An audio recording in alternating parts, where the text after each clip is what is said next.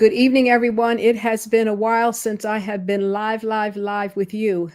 Tonight, I'm going to be introducing my Mastering Pregnancy and Birth coaching program, and I know you're going to love it. But I want to you through it so that you have a sense as to what you're going to get. This is a 4-week coaching program, and so let me just jump right in and just go through what we're going to be seeing. And I just want to say thank you for everyone who is going to join in ad hoc. I love ad hoc. So let's jump in and see what's up. So I'm Carolyn Curtis. I am a nurse midwife with 40 years of experience, actually more than 40 years, but I did clinical practice for over 24 years in both public and private hospitals and have even assisted with a handful of home births. So I have a sense of all of that. In that 40 years, I have worked with families to help them develop birth plans since 1980. My first real job as a midwife, we required every family to have a birth plan. I also have worked in the international arena, working in the areas of maternal health, family planning, reproductive health. And my last position was in Ethiopia, where I was there to help reduce the maternal death rate. So I'm hoping that I can bring all of this background and skills to be able to serve you, to be able to help you to have a pregnancy and birth experience that is healthy for you and for your baby. So let's just jump in a little bit more. What are we going to do in this outline for tonight? I'm going to talk a little bit about the maternal mortality rate in the United States for women of color. I will also be including data for white women as well. Going to look at the healthcare system, look at what are the options out there for me, look at insurance, maternity and paternity leave. Have we thought about that when we're thinking about pregnancy and birth and the whole what happens after baby's born? And what is it that I want my pregnancy and birth experience to be like? So we're going to get into all of this.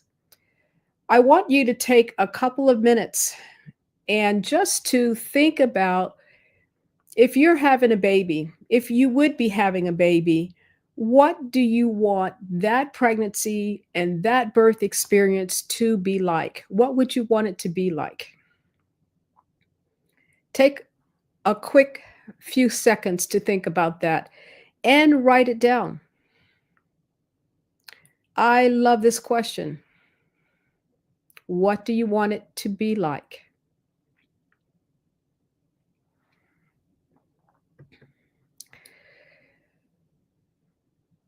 Let's move into some of the reasons for my even creating this program is trying to help reduce the maternal death rate in this country. You're going to hear the term maternal mortality thrown around quite a lot. And your question is, what the heck is that? Here's the definition. Maternal mortality means the number of deaths that occur during the period of pregnancy up until the 6-week checkup, okay? We're going to look at that for every 100,000 live babies that are born. That is what tells you your maternal mortality rate. You're going to hear another term called pregnancy-related mortality. And what that means is the same thing, but you just carry it out to 1 year after the mother has had the baby, up to the baby's birthday. So maternal mortality, pregnancy-related deaths, meaning up to 6 weeks after you've had the baby, up until a year. Okay, that's what we're talking about. Now, what we want to look at is maternal death for women of color. And as I mentioned, I will be including what that rate is for white women in the United States.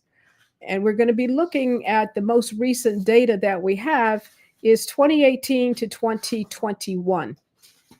And what you're going to see is that there has been, for the overall population, that means for white women, Black women, Hispanic, Asian women, there has been a doubling of the number of deaths, maternal deaths that have occurred from 2018 up until 2021.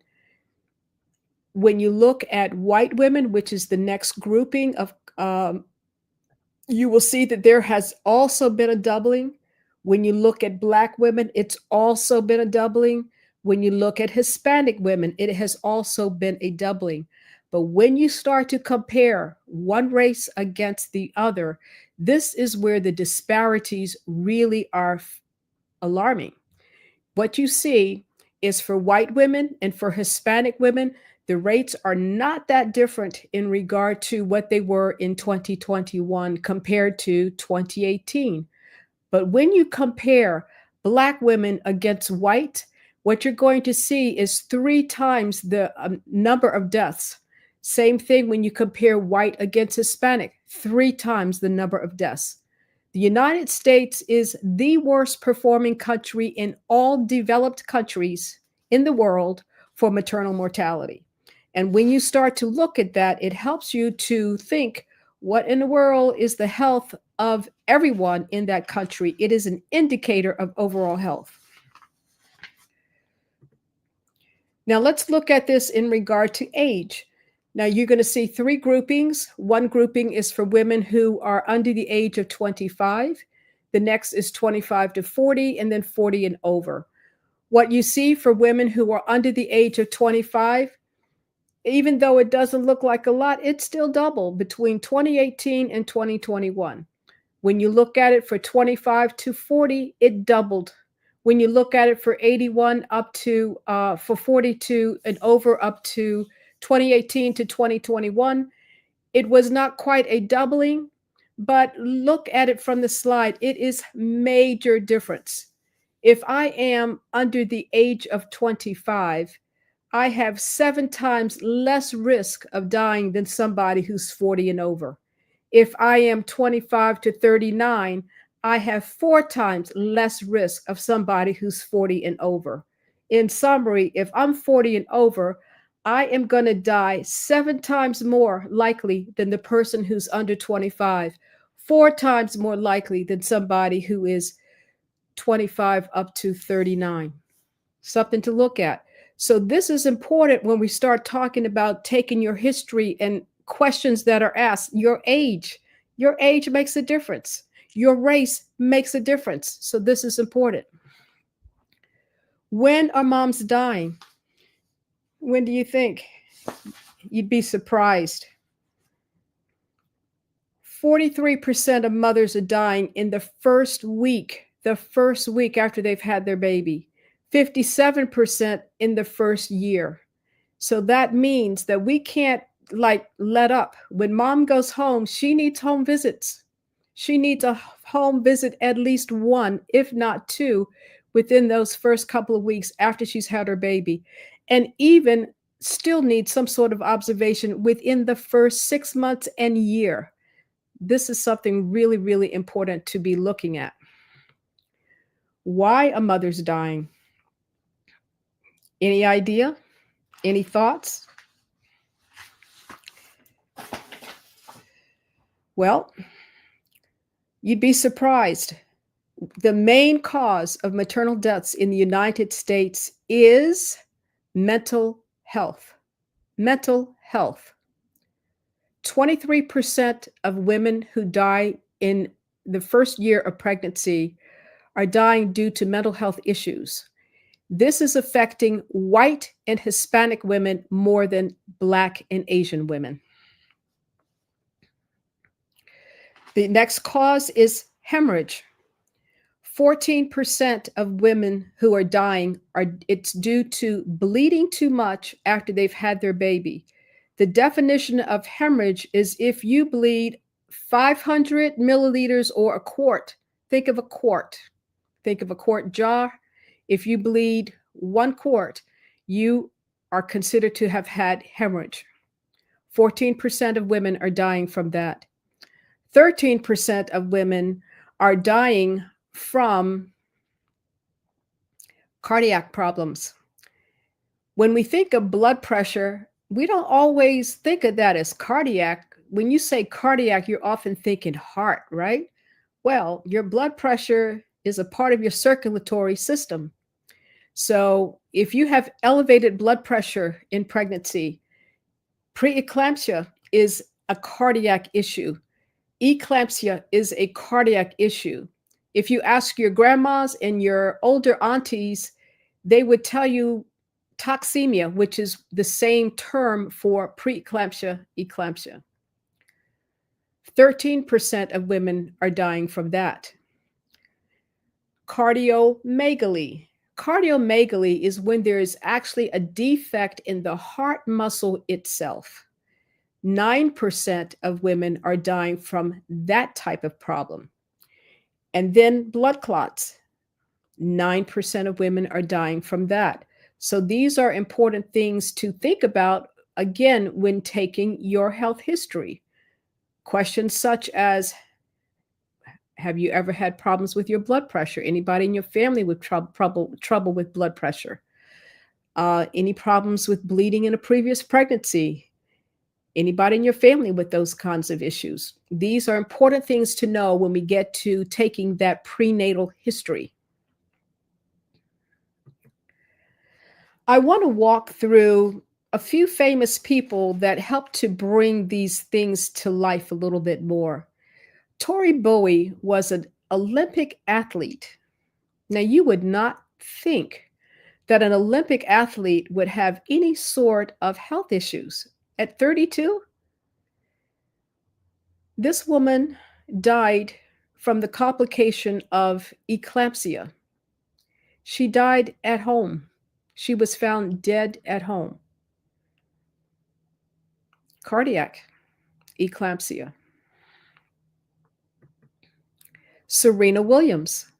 Serena Williams had had trouble with blood clots prior to pregnancy, and she was well aware of the signs and symptoms that went along with that.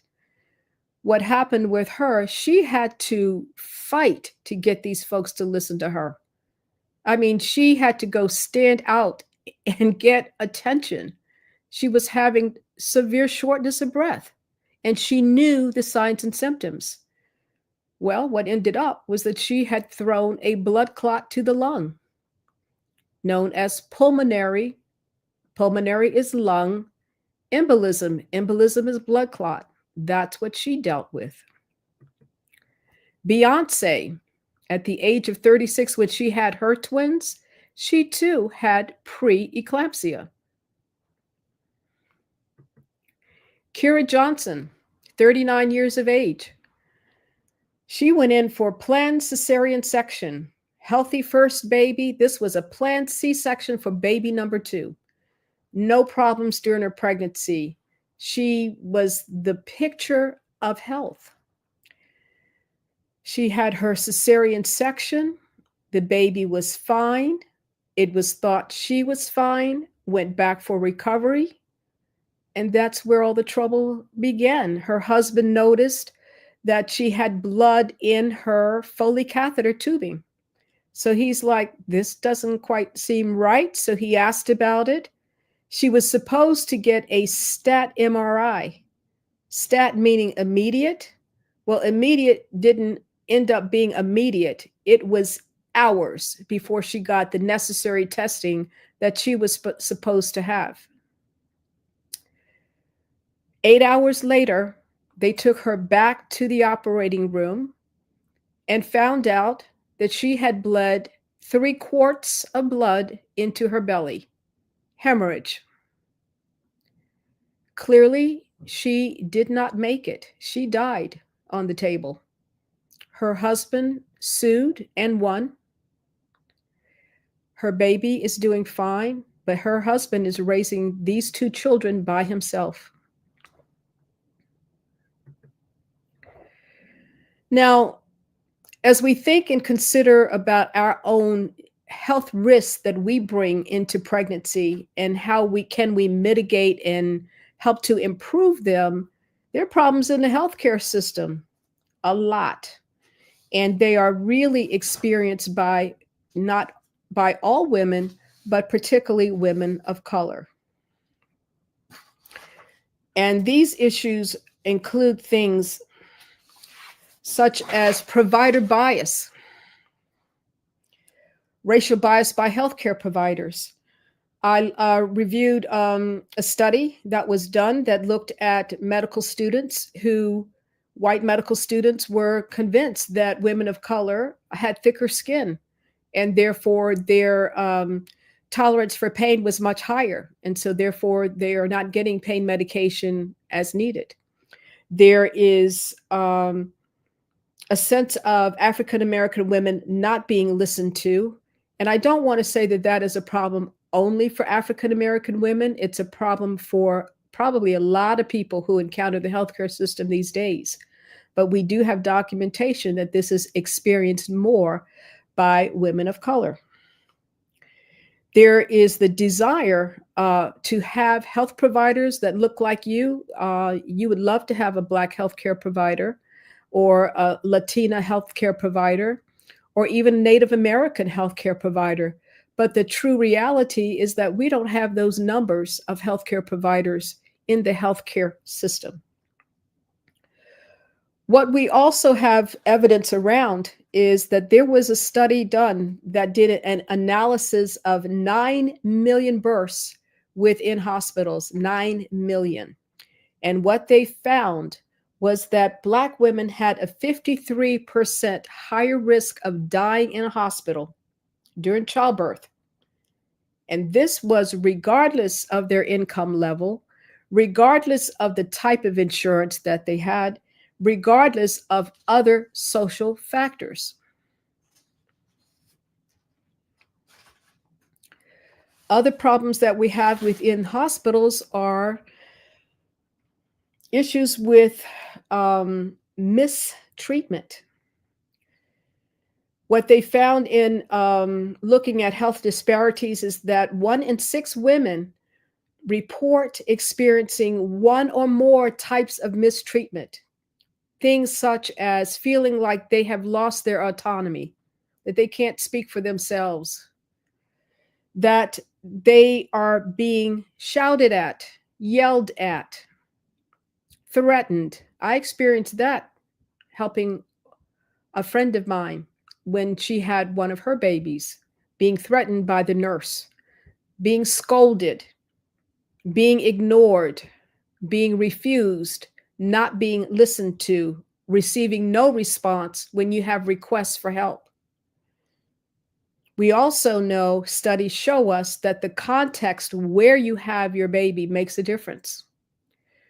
When we look at reports of mistreatment, when women had their babies outside of the hospital at home, say at home, the report for mistreatment was 5% compared to 28% when they were within a hospital. Things we know that reduce mistreatment are community births, where you are having your baby in a birth center or at home, having a vaginal birth, having a midwife, being white. If you're white, you don't have the same level of mistreatment that women of color face. Multiparous, meaning you've had babies before. This isn't your first baby. So you get treated a little bit better, probably because you're speaking up for yourself a bit more. And also, if you're more than 30 years of age, the studies showed that younger women, those under the age of 30, tended to get more problems with mistreatment. Isn't that a shame? A shame. We shouldn't even have that, but it's existing.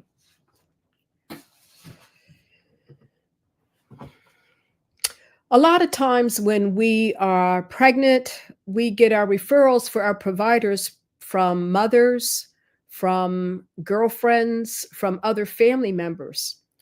And the question that I am going to ask you is, how far are you willing to travel for your care?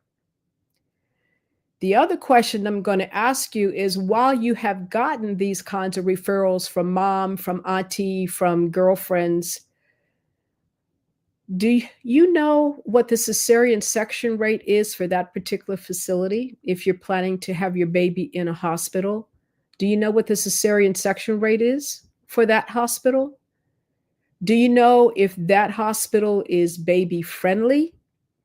And what do I mean by baby friendly? We know that hospitals that are baby friendly are more patient centered, meaning that they actually care about what you think and want. That if you're trying to breastfeed your baby, they are doing everything they can to help you be successful in that pursuit. It's possible to find out the cesarean section rate for the facility that you want to go to. It is possible to find out background on the provider that you want to choose, that there is actual information available in public records. And this course is going to teach you how to find that information so that you are well informed of the hospital facility that you want to go to, if you want to go to a hospital, that if you want to go to a birth center, that you know how to find a birth center, that if you're interested in having a midwife or finding out more about midwives versus OBGYNs, that you know how to get that information. So this course is going to help you to find all that. One example to give you is where our family lives. Our family home is about an hour and a half south of Washington, D.C. And there are 3 county hospitals, all within about a 30-minute drive. So we could go to either hospital without any issue, no trouble. I was able to look up each of those hospitals in the tool that I'm going to show you in this class. And what I found was one hospital had a cesarean section rate of 27%. The other hospitals had cesarean section rates like 35%, and the other 42%, which says to me that if I go to the hospital that has a cesarean section rate of 42%, that I'm more likely to get a cesarean section rate than if I go to the hospital that's 27%. And keep in mind, this is all in the same area. So we're not talking about dealing with really different populations of people. This is all within a certain part of Southern Maryland. Interesting, right? But this course is going to give you information on that. The other thing that was interesting to note is if you were willing to travel an additional 30 minutes, you could be at one of the top hospitals in the country for having babies. Consent forms. Do you understand what you are actually signing when you sign consent forms? When we go in for prenatal appointments, not even prenatal, but any kind of medical services, before they see you, they're going to have you fill out all this history, all this financial stuff, consent forms, and they will say to you, until you sign your form, we can't see you, right? Well, my question is do you know what you're signing? And we're going to talk about that and look at what it is that you need to understand when you sign consent forms and to understand what is in the consent form. I've looked at consent forms that are online from varied facilities, and you can see that one consent form has the consent form for cesarean section as a whole, totally separate consent form, whereas another health system, it is buried within this very general consent form. And without you knowing it, you have actually signed for cesarean section and you don't even know that you've done it. You have also signed away the right to make your doctor take care of you. In one of these consent forms, it says that I agree for the doctor to delegate my care to a junior physician. And if you don't know that you're signing that, you have signed it. And the next thing you know, you're being taken care of by other physicians that don't know you, particularly if you are in a training facility, a teaching hospital. These are things that will also be covered in this course. Insurance and parental leave. When we talk about parental leave, that can mean your Family Medical Leave Act, what's included with that, what's included with leave for your job for maternity leave, paternity leave. Do you know whether or not your job pays for your leave, or is that something you have to pay for yourself? What about your health insurance? I was looking at different healthcare plans and was kind of surprised. I thought at one time all of OB was covered. It isn't, depending on your health insurance. They may cover your prenatal care, but the minute you step foot into a hospital, you may be responsible for a copay of 1,500 or more. For this particular insurance, it was $1,500 copay upfront that you would need to be responsible, know that you are responsible for. That's just the mother. We're not even talking about your baby. So it's important to know what your insurance covers. And this course is going to help you to dig in and get a sense so that you know exactly what's going on. I'm also going to be talking about whether or not there's the need for an emergency fund, because there are times that you may need to be off work or even stop working before your due date, if that is at all possible. As we mentioned, there's sometimes a lack of maternity and paternity leave. What we know is that if you are making $14 and less per hour, the likelihood of you having any kind of leave is probably zero. And so you may have no leave. Okay. However, you might be eligible for short term disability. And within this course, you will find that out as a part of this course. And we talked about lack of insurance. But I'm going to say to you, it does not have to be like this. It does not have to be like this.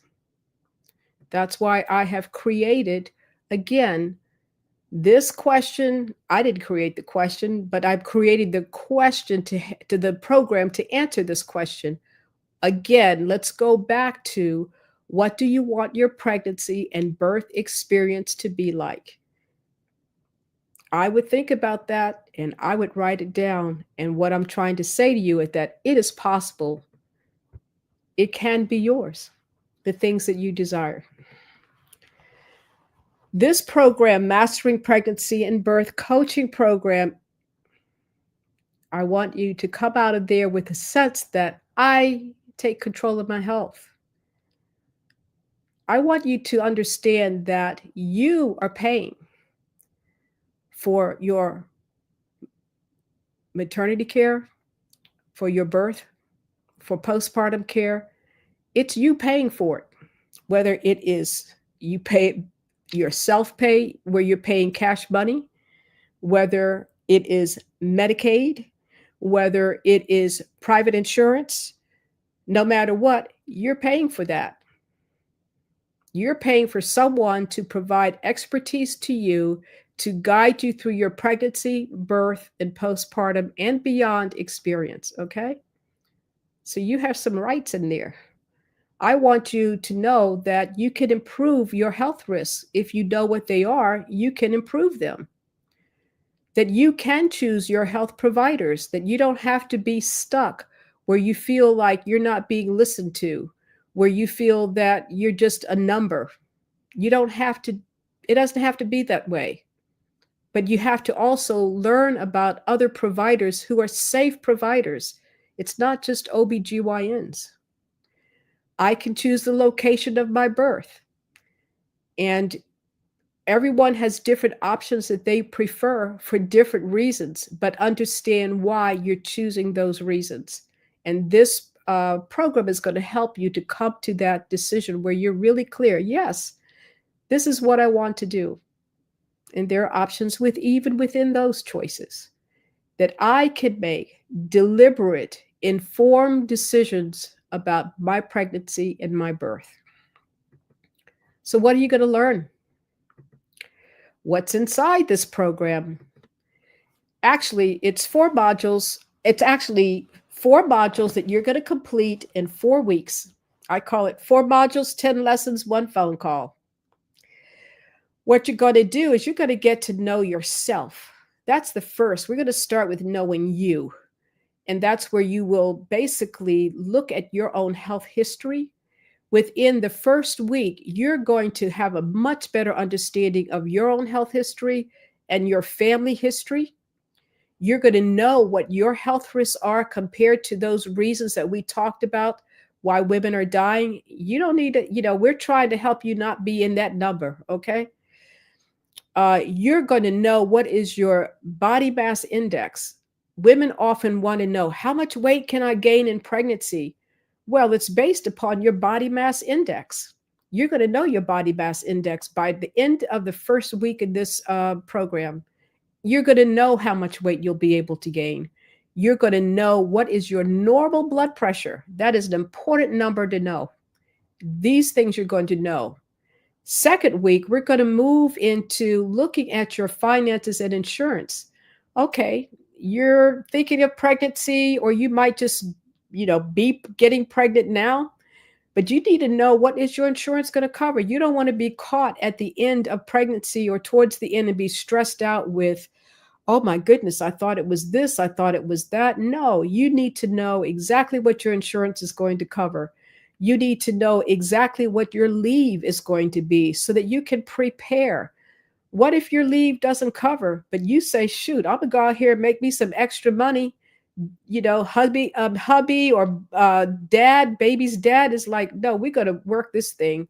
We're gonna do what we need to do, put aside some extra funds. So if we want to be off work for a couple of weeks, we're going to be off work for a couple of weeks and not worry about it, not be stressed about the finances related to that.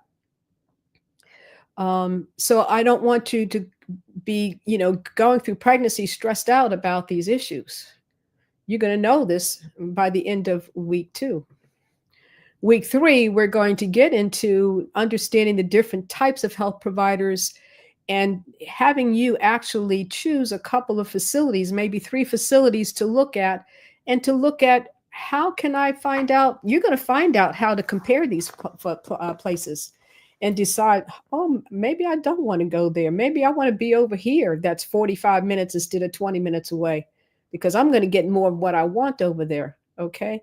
You'll be able to find out the cesarean section rate and the baby friendly status of whichever hospital you're choosing. If you choose to be within a hospital, you will have the opportunity to learn more about birth centers and also about home birth. And it's information to provide to you so you can make an informed decision. It does not matter to me where you have your baby. What matters to me is that you have the information to make a solid decision, and you know why you are doing what you are doing. And the fourth is, we're going to be pulling all this together by understanding what's you're signing when you go in for any appointment. And actually, you do an informed consent pretty much every day. Whenever you download an app that you want to use on your phone, you got terms and conditions, right? Before you can install that app, you got to click that box and said, I have read the terms and conditions and I agree. Well, that's called informed consent. Okay. So we're going to look at that and apply it to pregnancy, apply that to birth, and look at some birth plans. This gets into the question of, what is it that I would like to have? Things such as, how about music? You can do that whether you have cesarean section or not, whether you have induced labor or not. You can still have music, right? You can decide who you want to have with you for your birth.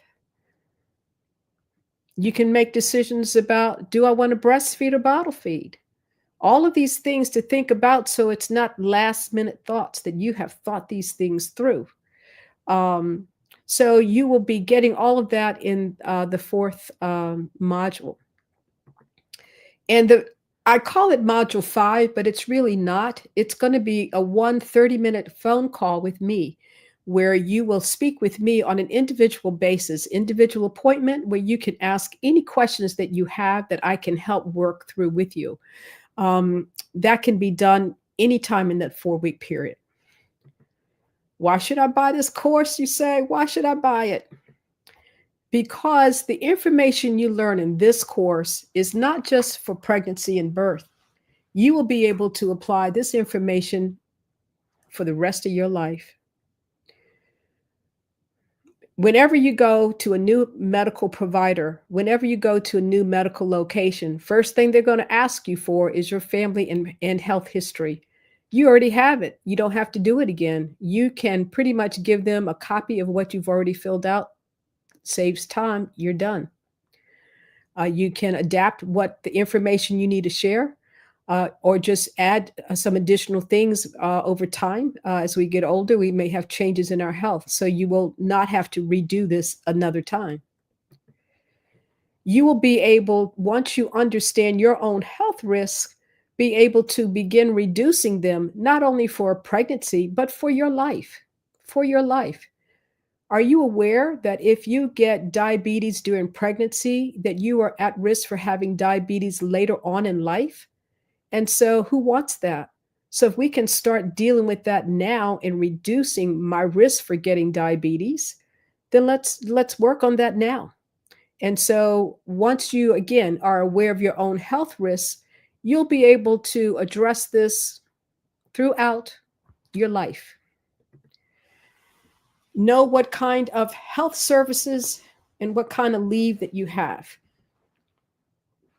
Again, you will be able to apply this. Family medical leave applies not only for pregnancy, but any kind of illness, or if you need to care for family members. Once you understand that, you know what you have and what you can work with, not only during pregnancy, but for the rest of your life. Again, understanding informed consent. If you take out a loan for anything, if you buy a house, as I mentioned, anytime you download an app and use it on your phone or your computer, you are dealing with informed consent. When you click that little box that says that I have read and understand, they don't let you download that app until you've clicked that box. Whether you've read it or not, we've clicked the box, right? Understand, then understand what you are agreeing to. You'll continue to use that in the future. And also by preparing this birth plan, it will help you to get some of those things that you can have no matter how your labor and birth goes. We cannot control everything in pregnancy. We cannot control everything in the birth process. But there are still some things we can have. Remember, I mentioned earlier on the first job that I worked where we required that every family had a birth plan. It was also required of us to meet it as much as we possibly could. To give an example, when there was a cesarean section, we got the baby to mom as soon as possible. Skin to skin contact with her, even if it's on her face, as soon as possible, or her hand, anything to get that baby to mom as soon as possible to help with bonding, or never separating parents from their baby, having dad there at all times. Having dad do as much as he could, what he wanted. He wanted to follow the baby. Come on with us. Come on with us. All right, we're not going to hold you back. So what we want to do is to with birth plans, something that you can have not only for this birth, but for future pregnancies as well. Same thing for other times in your life. What do you want things to be like? Should there be illness for you or your family member? How do you want that to be managed?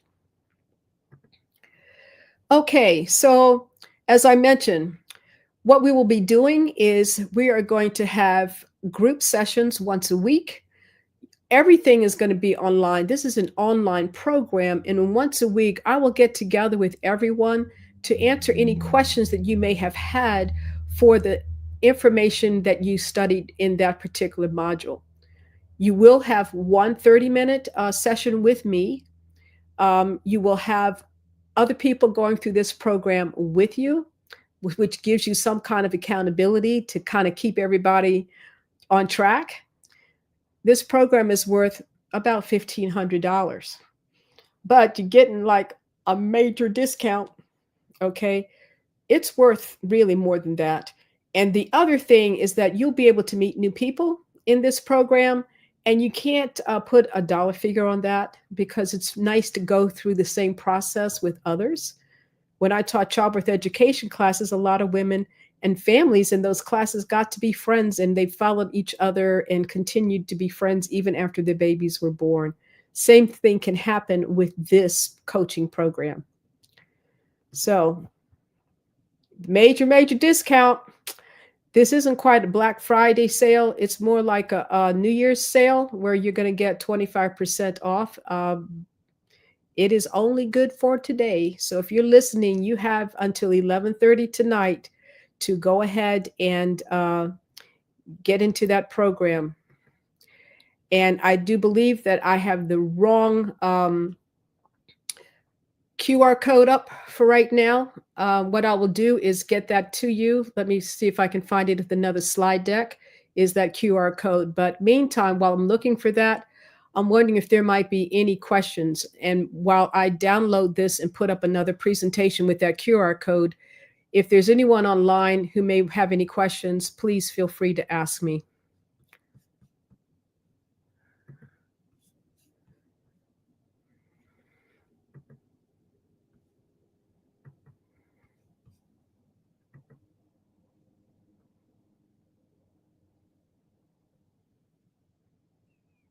Okay, no one's coming through. So, what I'm going to say to you is thank you so much for your time. I will have this recording placed and we'll have in that information the link for the 25% off. I hope you will take the time to really take part in this program. Thank you so much for your time tonight. Thank you. Have a great night. Bye bye.